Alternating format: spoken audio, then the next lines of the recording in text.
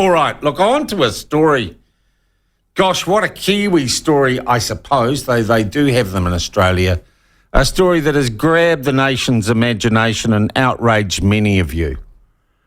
They have for years, and certainly in my childhood, been the staple breakfast cereal. You can take your Cocoa Pops, your Cornies, your Nutrigrains, but if you're a real Kiwi kid, if you believe in the All Blacks, in farming and sheep and all that good stuff, you're a Weet-Bix kid, right?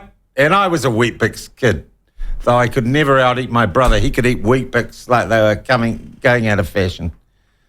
Weet-Bix, canned peaches, milk, and maybe a sprinkling of sugar, though I wouldn't do that anymore. Bad for the diabetes. But Weet-Bix, look, just part of the Kiwi ecosystem in terms of grocery shopping.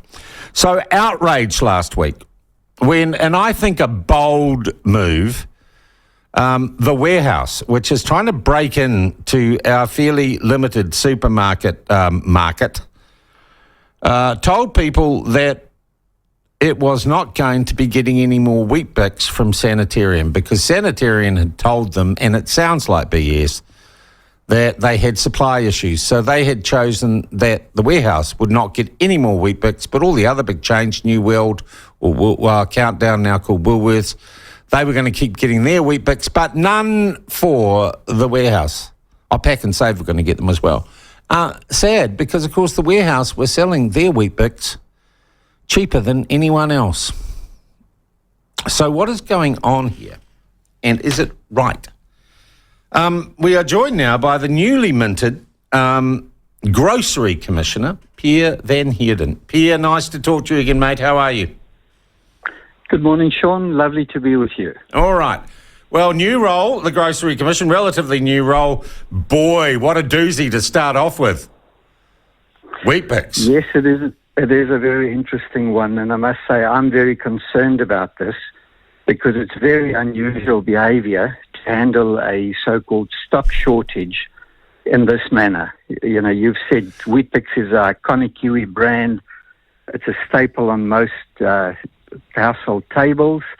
And, you know, we've all sung Kiwi Kids or Weet-Bix Kids for generations. Yeah. Well, I can remember them before they had the jingle. It was just Weet-Bix. Mind you, it was back during Muldoon's time, and they were the only, that was about the only cereal you could get, apart from porridge. Pierre, you've actually, and I do want to clear this up first because I've seen some comment on social media, you used to run Sanitarium that makes Weet-Bix. Yes, that's correct. About 7 years ago, I was at Sanitarium, and I was there for 10 years. All right. And I just want to give you the chance to respond to those who say, therefore, you cannot be impartial in dealing with this issue. Well, I think it's been very clear in my comments and my statements that this is a real concern, and I would really like to get to the bottom of what is happening in this instance, because it does appear like a lessening of competition. And I'm here as the Grocery Commissioner to ensure that we improve competition for Kiwi consumers.